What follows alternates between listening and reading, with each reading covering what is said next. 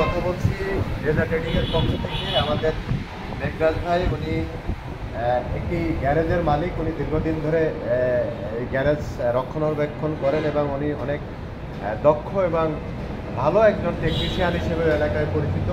ইতিমধ্যে ওনার সুনাম ওই এলাকায় প্রতিষ্ঠিত হয়েছে। উনি আমার কাছ থেকে এর আগে এক সেট জাগুয়ার পাওয়ার ব্যাটারি নিয়েছিলেন।